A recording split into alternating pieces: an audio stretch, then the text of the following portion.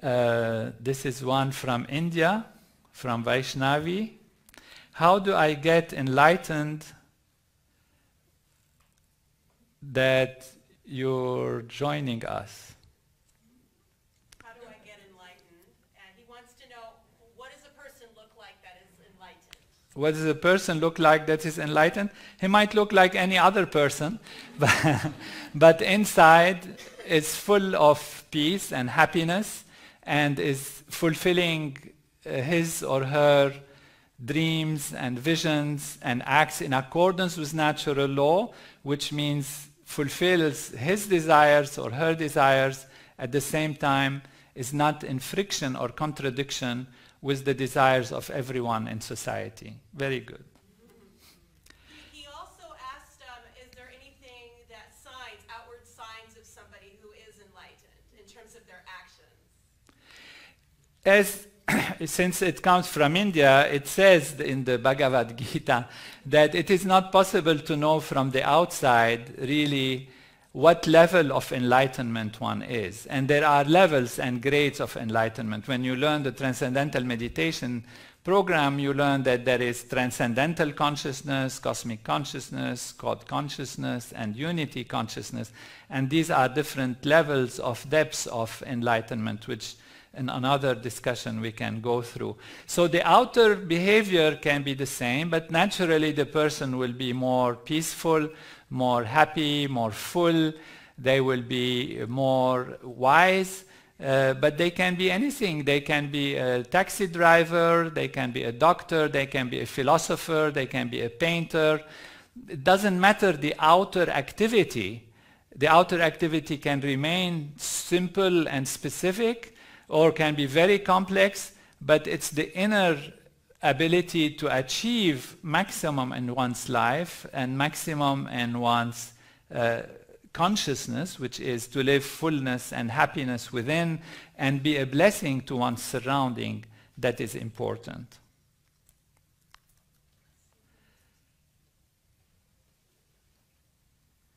What is the role of heart energy in enlightenment? This is from Vivian. Heart means the feeling level. In the Vedic tradition, there are different paths to enlightenment also, and this gives me the opportunity to mention them. You can have, in general, enlightenment is the ability to be unified, to know the unity of life, the fact that things are not dislocated, but there is a greater unity between outer and inner and between everything. So there is law, there is order, and this unity actually is, the term unity is yoga.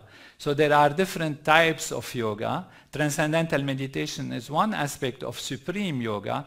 You can come to yoga through physical exercises, like we do asanas and pranayama and all of that. But you can come to unity, to yoga, through direct mental experience, such in transcendental meditation. So you have, for example, the karma yoga, which means ability to achieve yoga through action. You do good actions, you help your neighbor, etc. This is very beautiful. You can do through Gyan yoga, through knowledge, gaining knowledge by acquiring knowledge of the self intellectually on different levels. You can have Bhakti yoga, which is devotional yoga, and that is the role of the heart, the ability to do things that are good for yourself, for others, for your society, for God. That devotion also develops a greater level of unity. And that is the Raja Yoga, the supreme yoga, which is the yoga as if for the kings, for the rulers, which is do less and accomplish more, and which takes you directly to the transcendence, directly to samadhi, and that is transcendental meditation. So transcendental meditation is the simplest shortcut to getting directly to the self and expanding awareness, expanding the self through direct transcending. The other ways are beautiful and one can continue to use them. They are longer and slower, but they can also achieve the goal. The fastest, most direct way is to directly expand the awareness by transcending.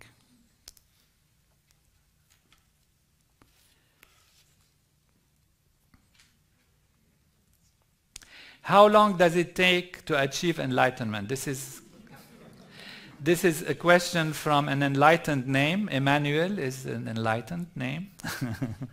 It really depends on the individual, Emmanuel. And that is, if you start with a very stressed nervous system, it might take a little longer. If you are living a life that is healthy and you're born with less stress and less tensions and problems and difficulties, and your physiology is in good state, it is likely, if you're also having a greater start with greater awareness, then you can get there much quicker, much easily. But from the very first minute you get initiated to transcendental meditation, you dive into yourself and you're already a little more enlightened than before. Because as soon as you go deeper in the self, this influences yourself. This awakens yourself. This removes that which is not yourself. It's not an influence from outside. It's actually removing that which is not you. That is what happens in transcendental meditation. Some people sometimes think, oh, we are transforming the person, changing them into something else. What we're doing is removing the things that have changed the person into something they are not. And this is the stress. And when the stress is removed, you go back to your real self. Know thyself, and that is how it happens. From the US, Christian is asking, would someone who achieves enlightenment still desire anything? It's a very beautiful question. Yes, they will. They will definitely desire. They'll desire more happiness for their friends and neighbors, more enlightenment for society. They will desire to do works and things that help the others to get enlightened. And it expands one's being from a small self to include in their awareness their society. First, their loved ones, the ones that are around them, and ultimately their enemies even. They'll want to change them into something good. They'll want to create something great. And they'll want the whole universe and the whole society to be in peace. And that will be their desires.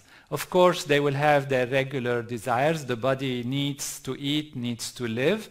And so they will feel that's time to drink, it's time to sleep, it's time to eat. And therefore, that's why from the outer, we cannot necessarily know whether the person is enlightened or not, because they'll be living life in a normal, natural way.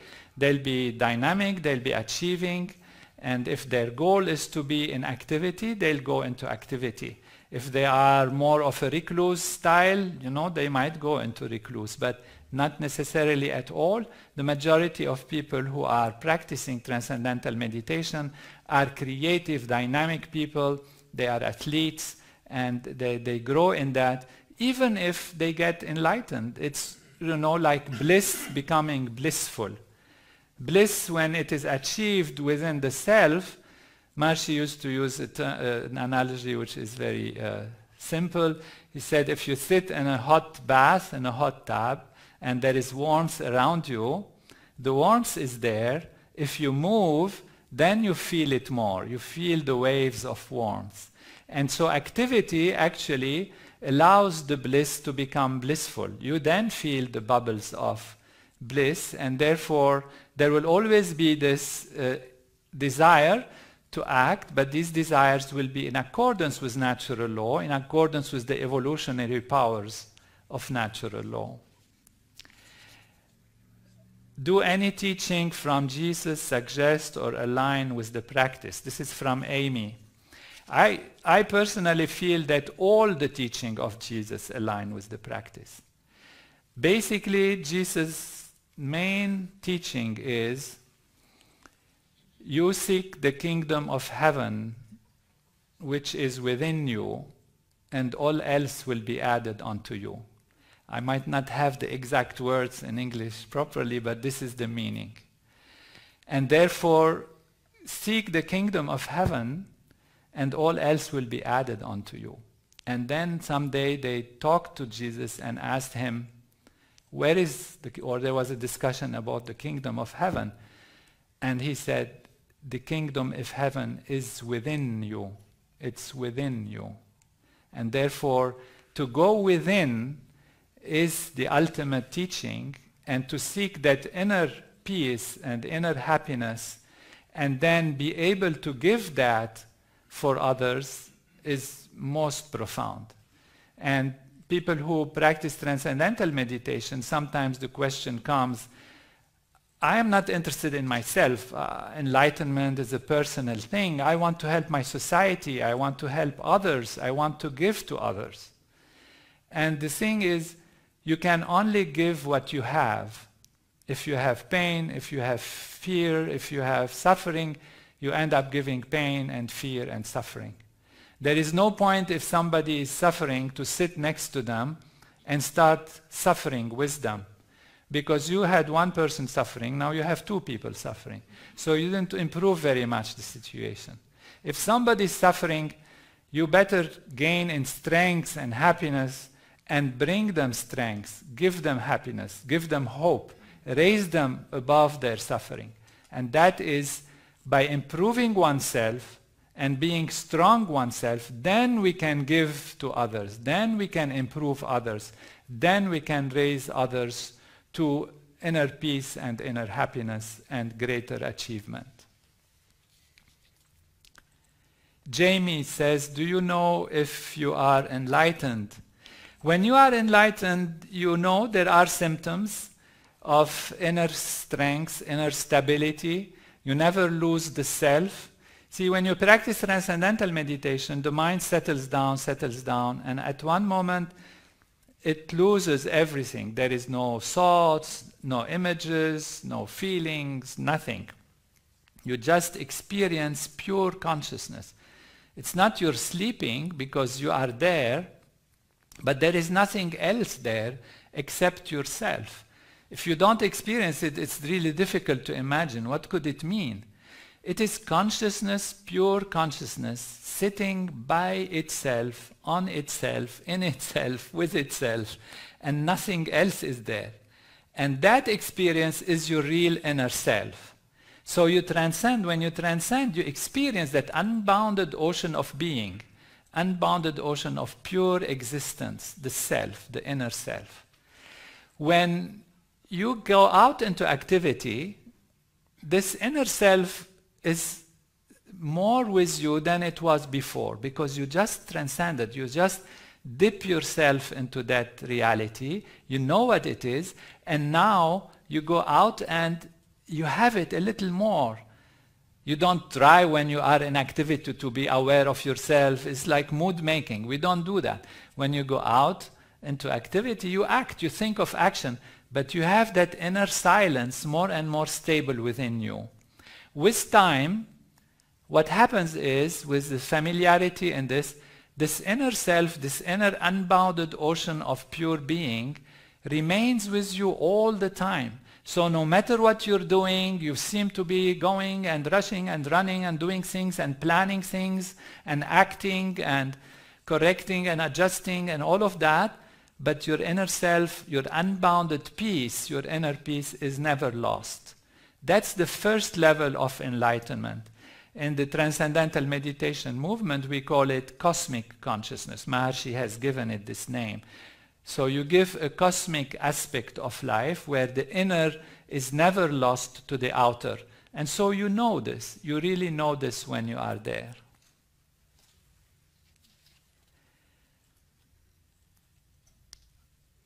Could we have, this is Carolina, she's asking, could we have glimpses of enlightenment instead of becoming enlightened suddenly and forever? Absolutely, absolutely. And that's what we said, that even from the very first instruction in meditation, people feel something different. They feel a depth that is new. They feel a diving into the self that they have not known before. And that is already a glimpse. It doesn't take days and hours. I mean, it could for some people take a few days, some others a few weeks to feel deeply, but mostly even from the very first transcending, you feel different. And then as this stabilizes, you start feeling more evenness in life, more and more evenness. So this evenness might not be complete, might not be 100% there, might not be all the time there, but you do get definitely glimpses of that reality as you go along.